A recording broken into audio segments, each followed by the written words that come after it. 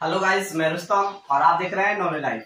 आज हम लोग पढ़ेंगे बिहार बोर्ड 10th क्लास का नॉन हिंदी और 8th क्लास का हिंदी किस है भाग 3।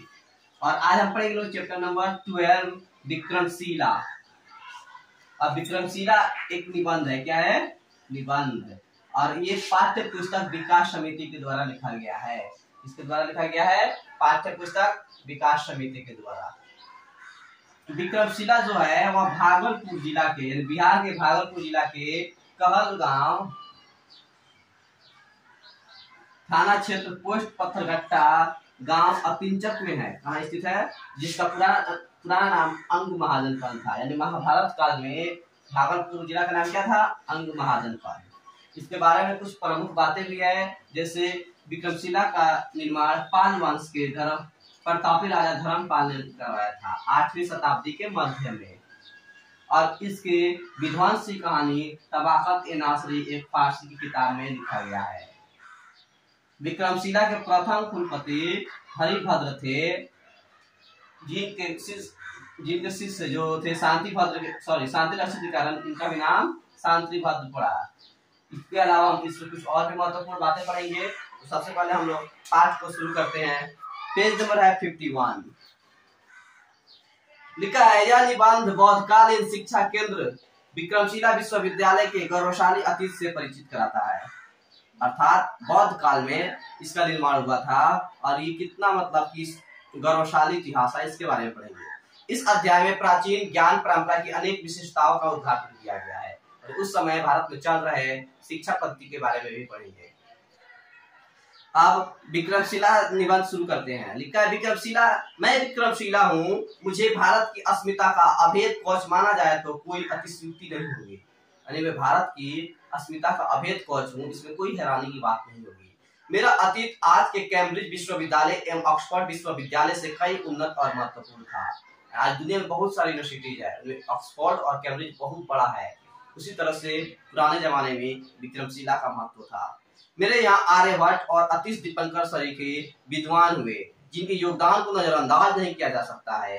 खगोल विद्या के क्षेत्र में आर्यभट्ट विश्व प्रसिद्ध है, जबकि अतीश दीपंकर ने तिब्बत में बौद्ध धर्म का प्रचार प्रसार किया और लामा संप्रदाय की शुरुआत की। आर्यभट्ट क्या थे? साइंटिस्ट थे, है ना।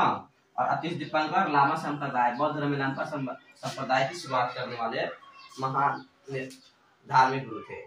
लेकिन आधुनिक भागलपुर जिला के जो प्राचीन अंग महाजनपद के नाम से लोकप्रिय है, ये कहलगांव क्षेत्र पोस्ट पत्थरघट्टा के एक छोटे से गांव अतिंचक में 8वीं शताब्दी के मध्य मेरा अभिप्राव पाल वंश के सर्वाधिक प्रतापी राजा धर्मपाल के संरक्षण में हुआ। अर्थात विक्रमशिला का निर्माण 8वीं शताब्दी के मध्य में पाल वंश का राजा धर्मपाल ने किया था। और ये कहाँ है? अंग महाजनपद, वर्तमान भागलपुर जिला।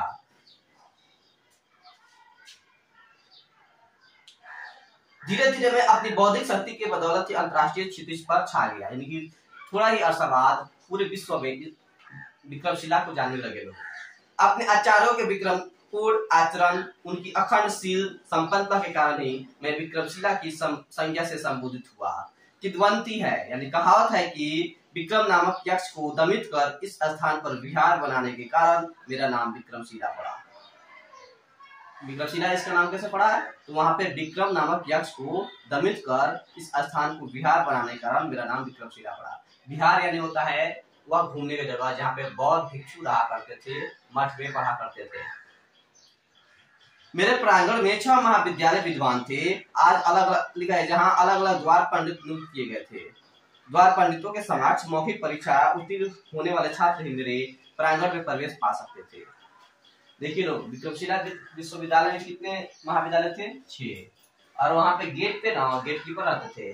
वहां पे अगर सवाल पूछेंगे जवाब दीजिएगा तो अंदर जाइएगा, नहीं जवाब दीजिएगा तो वापस जाना पड़ेगा, है ना। एक तरह से एंट्रेंस टेस्ट था वो। द्वार पंडित आचार्य लिखा है ज्ञान की विभिन्न शाखाओं जैसे तंत्र, योग, न्याय, काव्य और व्याकरण में पारंगत थे। जो द्वार पंडित थे वो भी पढ़े लिखे होते थे। केंद्रीय महाविद्यालय के द्वार पंडितों को मेरे आधार स्तंभ की श्रेणी में रखा जा सकता है। उल्लेखनीय है कि हरिभद्र मेरे प्रथम आचार्य कुलपति थे। विक्रमशिला के प्रथम आचार्य कुलपति कौन है? हरिभद्र। नालंदा विश्वविद्यालय के आचार्य शांति रक्षित के शिष्य होने के नाते कहीं कहीं हरिभद्र को शांति भद्र भी कहा गया है। अरे शांति रक्षित की वजह से इनका नाम क्या पड़ गया है? शांति भद्र। मेरे पास एक समृद्ध पुस्तकालय था।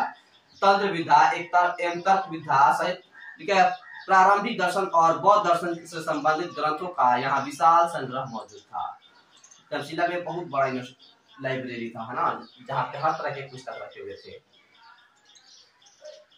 यहाँ की पांडुलिपियों को तैयार करने के लिए आचार्य और शोधार्थी दोनों अधिकृत थे, यानी किताब लिखने के लिए वहां पे लोग रहते थे। पांडुलिपि का अर्थ होता है हाथ से लिखी हुई किताब।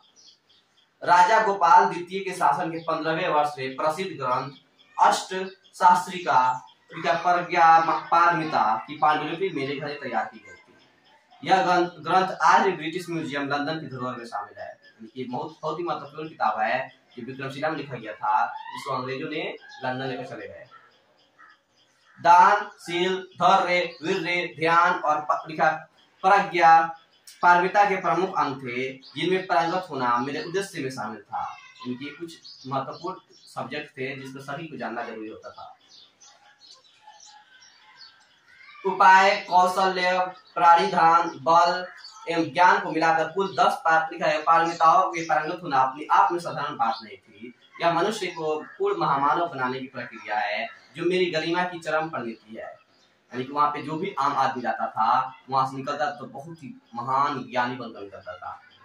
10वीं 11वीं सदी तक मैं पूर्वी एशिया का एक उत्कृष्ट शिक्षा का केंद्र बन चुका था।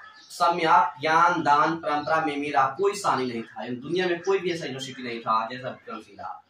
मेरे प्रांगण प्रवेश में प्राथमिकता वैसे विद्यार्थियों को दी जाती थी जो मेरे यहाँ पूरे अस्त्र में नियमित उच्च शिक्षा व शोध कार्यों के आकांक्षी होते थे। कोई आधा पढ़ाई करके भागेगा उसको एडमिशन नहीं दिया जाएगा। जो पूर्ण ज्ञान प्राप्त करेगा उसी को यहाँ पे रखा जाता था। प्रत्येक नवागत विद्यार्थी को, जो नया स्टूडेंट आते थे, उनको कुछ समय के लिए भिक्षु वर्ग में रहना पड़ता था। फिर आचार्य अपने शिष्य को पुत्रवत मान रूप से बौद्ध सिद्धांतों से परिचित कराते थे ताकि वे मेरे उच्च आदर्शों पर खरे उतर सके। मेरा छात्र होना ही अपने आप में गौरव की बात हुआ करती थी। यहाँ के नामांकित छात्र जो बच्चे वहाँ पे पढ़ते थे देश विदेश में मान सम्मान के स्वतः ही हकदार हो जाते थे। राज दरबारों में यहाँ के आचार्यों और विद्यार्थियों को विशेष सम्मान मिला करता था। यानी कोई कह देगा कि मैं विक्रमशिला यूनिवर्सिटी में पढ़ता हूँ या पढ़ाता हूँ तो राज दरबार में उनको विशेष स्थान दिया जाता था, उनका इज्जत किया जाता था। तंत्र विद्या के अतिरिक्त व्याकरण, न्याय, सृष्टि विज्ञान, शब्द विद्या, शिल्प विद्या, चिकित्सा विद्या, सांख्य, वैशेषिक, अध्यात्म विद्या, विज्ञान, जादू एवं चमत्कार विद्या मेरे पाठ्यक्रम के प्रमुख अंग थे। ये सारे सब्जेक्ट वहाँ पे पढ़ाए जाते थे। कक्षा की व्यवस्था और उसके समय निर्धारण के लिए अलग से आचार्य नियुक्त थे। अध्यापन का माध्यम संस्कृत भाषा थी। किस भाषा में पढ़ाई होती थी? संस्कृत। जैसे आज हिंदी इंग्लिश में पढ़ाया जाता है उसी तरह से। वर्तमान में संसार की सकारात्मक सोच एवं पुरातत्विक विभाग के अथक प्रयास से मैं वर्षों गुमान में रहने के बाद एक बार फिर सुर्खियों में आ गया हूँ। विक्रमशिला विश्वविद्यालय खत्म हो चुकी थी, जमीन के अंदर दब चुकी थी, मगर भारतीय पुरातत्विक सर्वेक्षण विभाग ने इसे खोद निकाला है। पुरातत्विक खनन से मेरे प्राय सभी इमारतों की प्राप्ति हो जाने की आशा प्रबल हो गई है।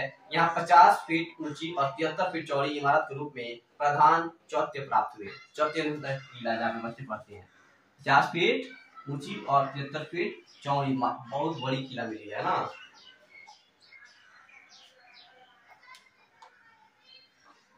साढ़े 4 फीट की भूमि स्पर्श मुद्रा में भगवान बुद्ध की प्रतिमा प्राप्त हुई है। 4.5 फीट की प्रतिमा प्राप्त हुई है जो स्पर्श मुद्रा है, सोई हुई है। पूर्वी और पश्चिमी भवन में लिखा है पद्मासन पर बैठे लिखा अवलोकितेश्वर की कांस्य प्रतिमा प्राप्त हुई है। लिखा है पदम पाड़ी एवं मैत्री की प्रतिमा मिली है। सभी हिंदू तरह की मूर्ति है ना, जैसे अवलोकितेश्वर, पदम पाड़ी, मैत्री, ये सभी की वहां पे मूर्तियां भी निकली है। कुछ क्षतिग्रस्त शिलाएं भी प्राप्त हुई हैं, यानी कि जो पत्थर पर लिखा जाता है उसे शिलालेख बोलते हैं, वहां से मिले हैं। एक शील का सत्यापन वीर वज्र से किया गया है। खुदाई का काम अभी प्रारंभिक अवस्था में है। अनेक महत्वपूर्ण वस्तुओं के प्रकाश में आने की संभावनाएं बढ़ती जा रही है। 10,000 छात्र, 1,000 अध्यापक जहां रह रहे हो उनकी भव्यता का एवं विशालता के संबंध में कहना नहीं किया। विक्रमशिला में एक साथ 10,000 छात्र पढ़ते थे और 1,000 शिक्षक पढ़ाते थे। वास्तव में कई दृष्टिकोण से मैं एक अद्भुत एवं अलौकिक विश्वविद्यालय था। 13वीं सदी के आरंभ में, कब? 13वीं सदी के आरंभ में, शुरू में तुर्कों के आक्रमण के कारण मेरा सर्वनाश हो गया। विक्रमशिला का सर्वनाश कैसे हुआ? तुर्कों के आक्रमण के कारण। धर्मवश किला समझे जाने के कारण ही मेरा यह हश्र हुआ।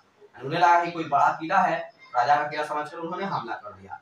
तबाकत ए नासरी नामक ग्रंथ में मेरे विध्वंसता का जीवंत वर्णन मिलता है। विक्रमशिला के विध्वंस की कहानी कहाँ मिलते हैं? फारसी किताब तबाकत ए नासरी में। धर्म स्वामी नामक एक तिब्बती लामा ने मेरे पतन का वर्णन अत्यंत ही मार्मिक तरीके से किया है। धर्म स्वामी नाम है ना, तो तिब्बती लामा है, उन्होंने भी विक्रमशिला के विध्वंस की कहानी को लिखी है। आप जब कभी भी शैक्षणिक परिभ्रमण का मन बनाए तो मेरे आंगन में जरूर पधारे, ताकि मेरे सोए हुए अतीत, करवट ले रहे वर्तमान एवं बोए जा रहे भविष्य के अदृश्य बीज के बारे में और विस्तृत जानकारी प्राप्त कर सके। यानी कि विक्रमशिला अपने आप को दिखाने के लिए हम सबको आमंत्रित करती है कि हम कभी भी जाए विक्रमशिला घूमने के लिए जरूर जाए। ये पाठ्य पुस्तक विकास समिति द्वारा लिखा गया है। दोस्तों, ये वीडियो आपको कैसा लगा कमेंट सेक्शन में जरूर बताइए और भी वीडियो पाने के लिए हमारे चैनल को सब्सक्राइब करें और अपने दोस्तों में शेयर करें। तब तक के लिए धन्यवाद।